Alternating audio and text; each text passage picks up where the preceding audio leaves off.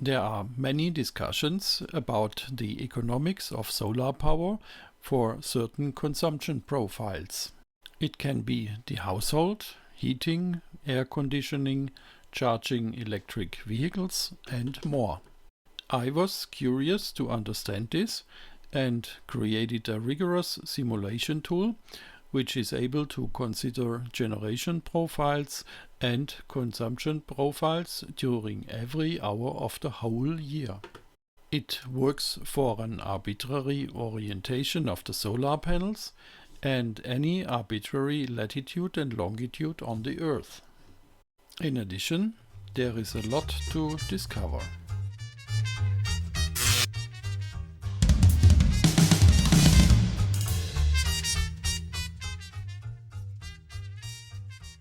The use of CO2-free energy is a very desirable target for many reasons. Today, there are technologies available which allow people to support this goal with their own local means. I asked the question to myself, could I tinker a spreadsheet tool to simulate the effects of the volatile electric energy generation and consumption? I got really thrilled, almost obsessed by this idea. The deeper I was digging, the more interesting details I found. I realized that my tool would need a number of features and a proper concept. I will explain it in a minute. Of course, we will see examples which help the understanding of the tool. Then we will look under the hood, practically to the machine room of the tool. When you think about a real arrangement, in the first moment you think about a solar generator charging an electric vehicle. No big deal to simulate.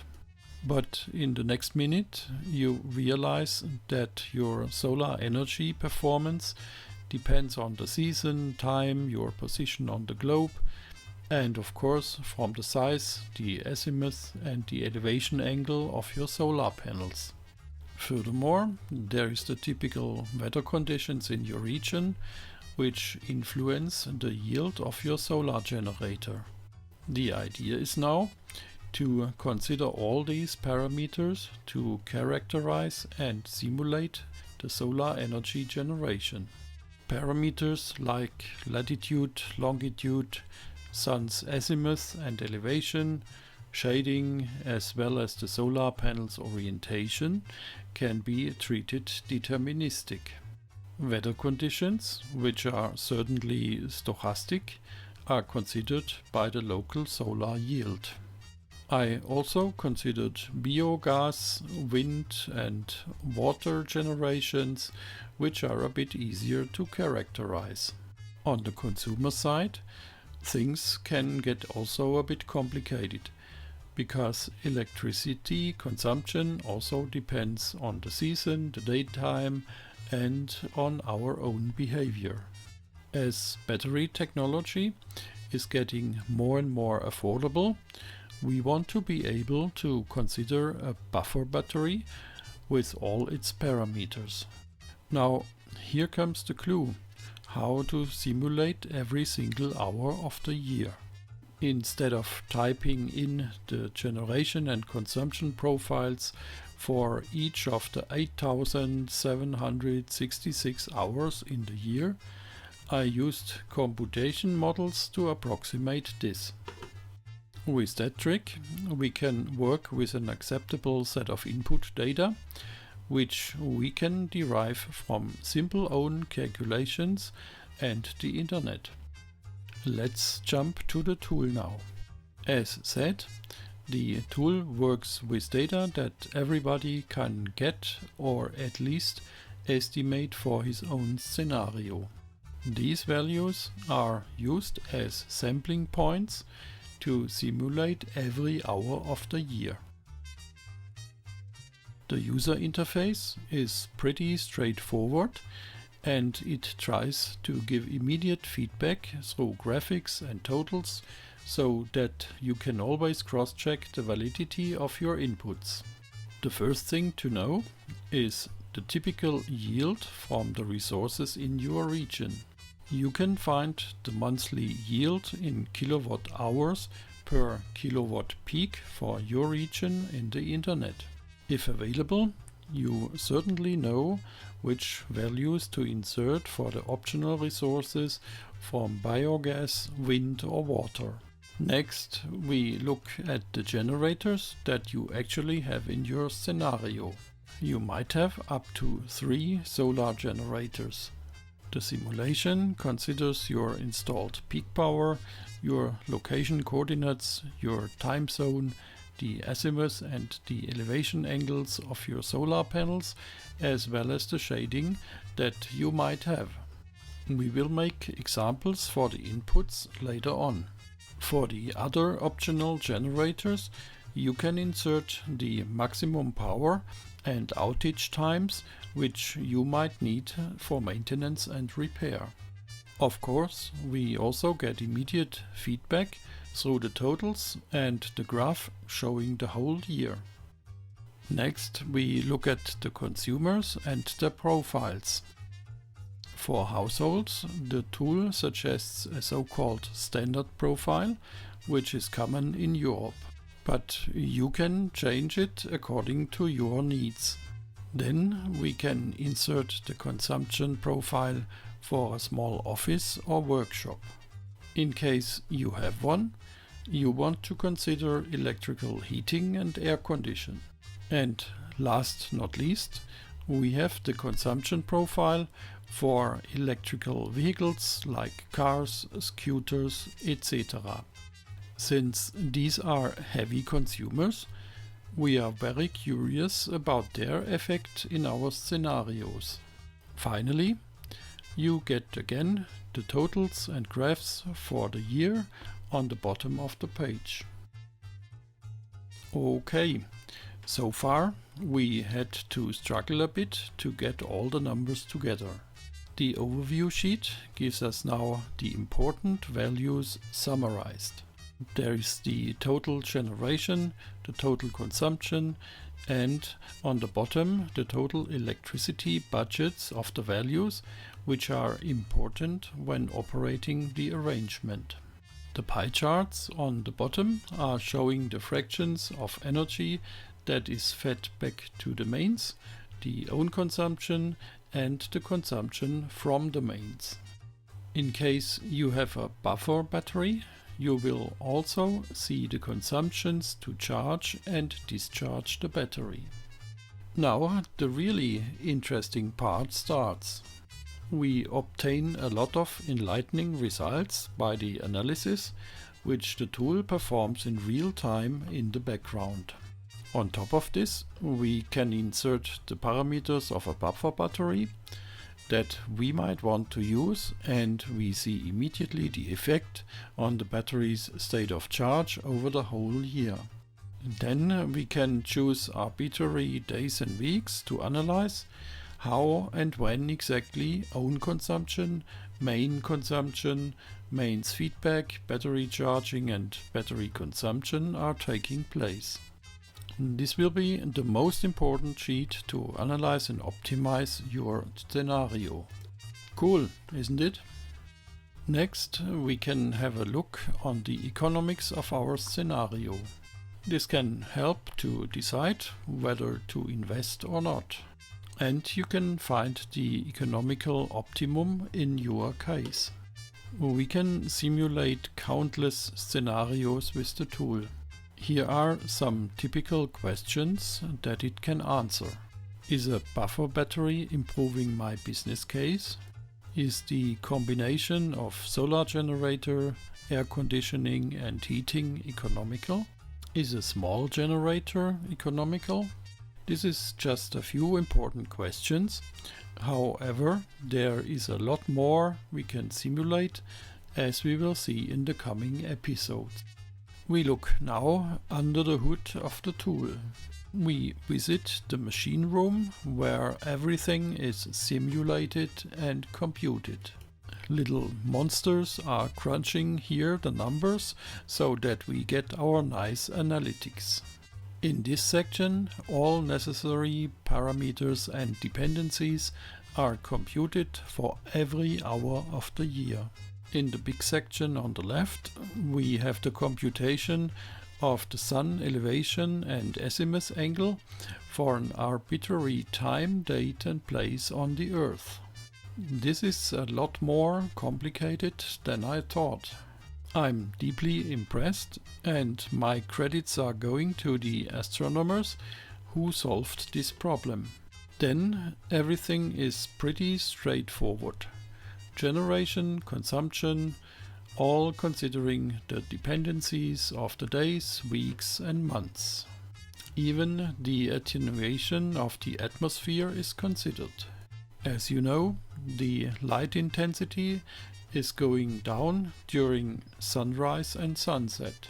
That's also a bit complicated and extensive, but you know, the machine will do it in milliseconds. The matrix on this page has about 150 times 9000 cells. So in total it's more than 1 million cells. And each of them is carrying out complicated computations. Having this in mind, I'm surprised that my 2015 computer is still showing a bearable reaction time when I change any input value. Now we make a simple example to understand how to use the tool. We choose a solar generator which is oriented to south and a household comprising 3 persons. We want to analyze the economic effects with and without a buffer battery and play a bit with other parameters.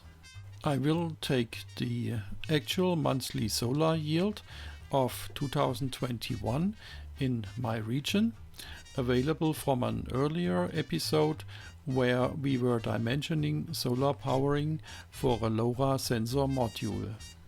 I just copy and paste the numbers here.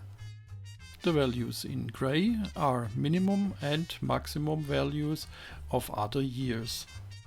They have no effect on the computation, however it is good to have them available in case you want to evaluate the best case or the worst case. That's all on the resources side. Let's go to the generators sheet. First, we need the latitude and the longitude of your site, which you can get, for example, from Google Maps. Since the tool is using universal time, we need to tell the time zone. In case you are in doubt here, Wikipedia can help. With that feature, you can also change between daylight saving time and normal time. Then we configure the solar generator. We just give it a sense-making name and then we insert the important parameters. The peak power shall be 8 kilowatts. The azimuth angle of the panel is 185 degrees. The azimuth angle is defined north over east, meaning that north is 0, 90 degrees is east, and 180 degrees is exactly south. The elevation angle is 68 degrees. The elevation angle is defined from horizon to vertical. Don't confuse it.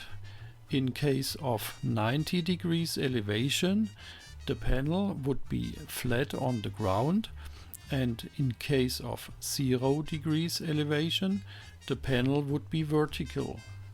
Then we can give an estimate on the horizon angle, which simulates obstructions in the distance by plants, buildings, mountains, whatever is in the way on the horizon. With the next inputs, we consider a shading, for example caused by a tree in front of the solar panel. The tree is in the 1 p.m. position and it shades our solar panel for 1 hour from October to March. We can consider this by inserting a 1 to the fields from October to March.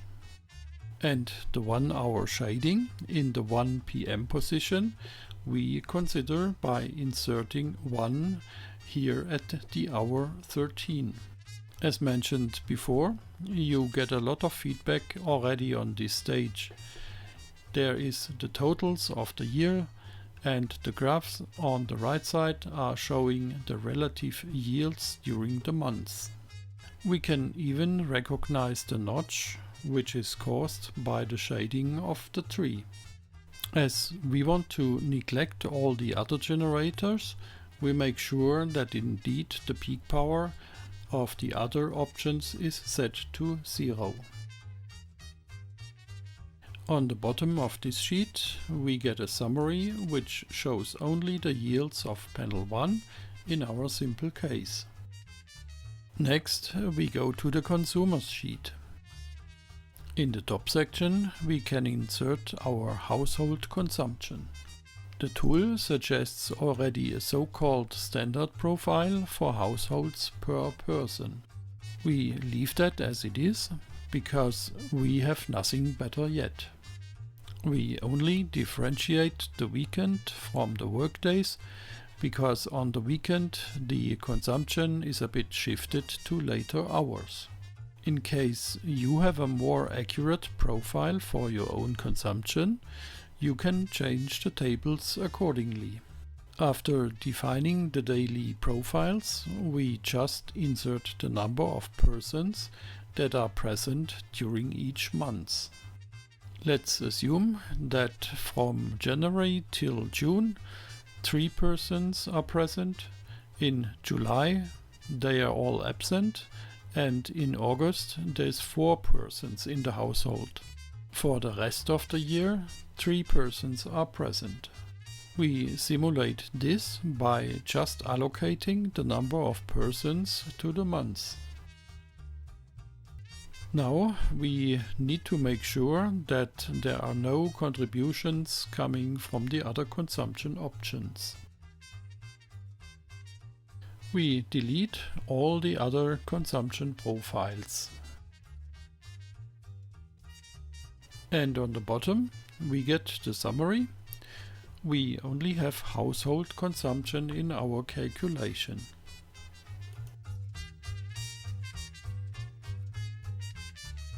The overview shows us that we are producing more electrical energy than we consume in our example. Knowing this, it is no surprise that energy is fed back to the network. But why are we still consuming energy from the mains? We need to understand that our generation profile depends on the season and the daytime. And our consumption profile depends mainly on the daytime, and it can vary over the months of the year.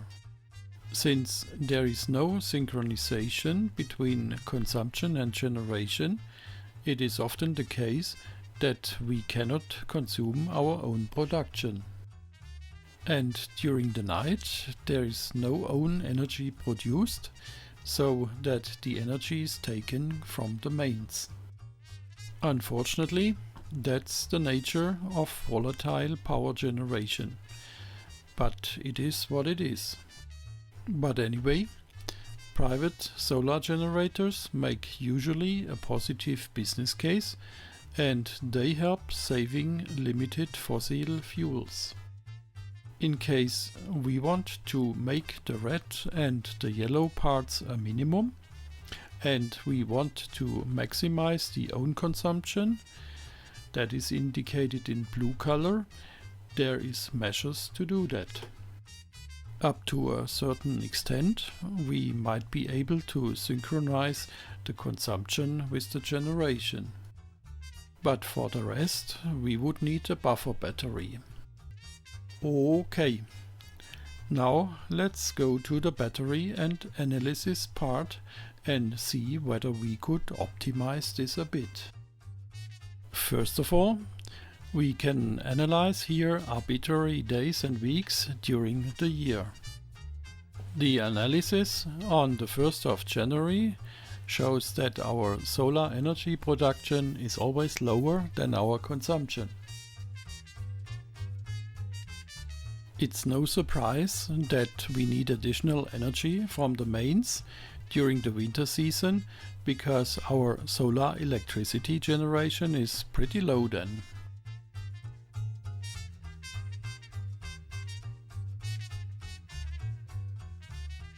On the 7th of August we have the highest consumption. However, during the day the solar power production is so high that the bigger part is fed back to the mains. Now let's see what effect a buffer battery could have. We try a 5 kWh battery, and our state of charge graph is popping up immediately, and the fractions of mains energy are going down.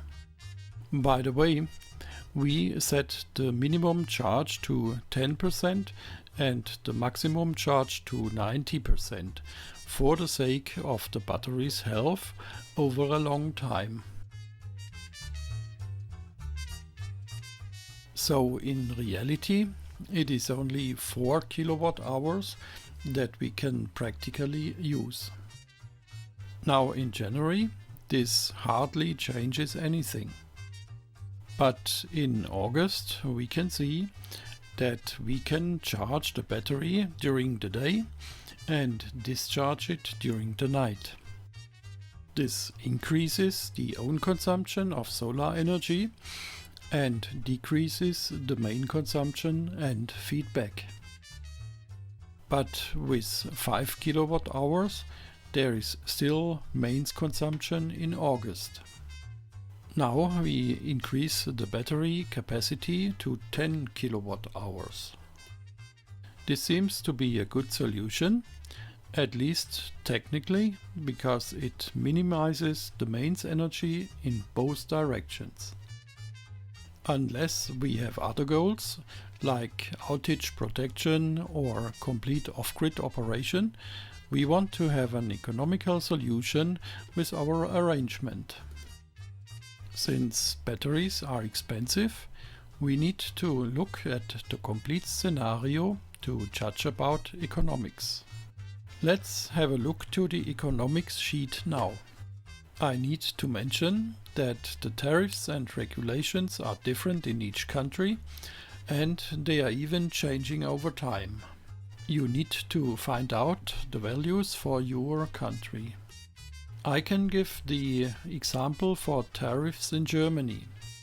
Own consumption is 8 cents per kWh, mains consumption is 35 cents.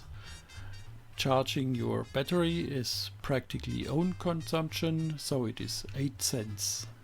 The 8 cents battery consumption is derived from the degradation over its life cycle. So please note, I considered the battery as a kind of tariff here instead of an invest. The mains feedback tariff changed significantly in Germany during the past years. It started at 50 cents about 20 years ago and is now down to 8 cents. The 50 cents made a good case in the early days, despite the fact that the invest was much higher in the early days. A battery made economically no sense during these days. Now with 8 cents, which we need to insert negative here, the case got much tougher and its benefit is made mainly by the own consumption. The break-even moved from less than 10 years to about 12.5 years. Now let's see whether a battery can improve the business case.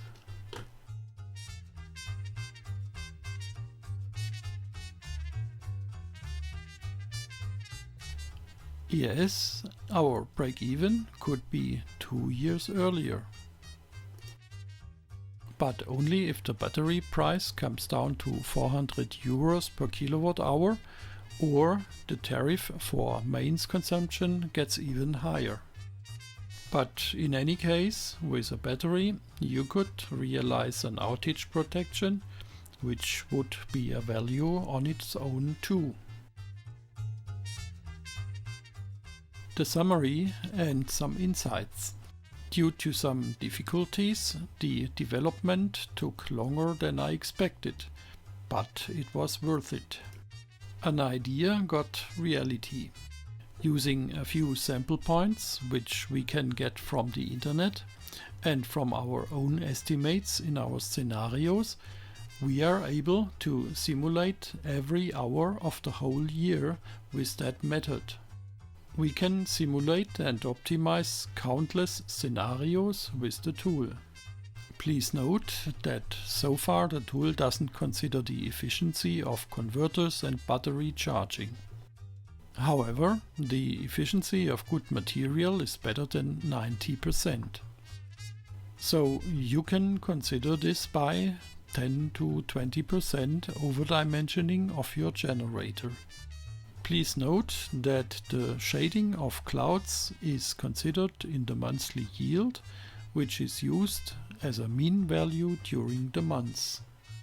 Volatility caused by clouds is not considered yet. In case you have no buffer battery, this has a tendency to worsen your backfeed and mains consumption budgets a bit compared to the simulation. Hope the tool brings some added value and some insights to you. In case you want to realize your own solar generators, it is still recommended to talk to experts. However, with your own simulations, you can make up your mind beforehand, or you can cross-check the expert's plan. We made a first example to understand the tool. However, there will be a lot more interesting examples in the coming extra episodes. Now, stay tuned and don't forget to subscribe and support the channel.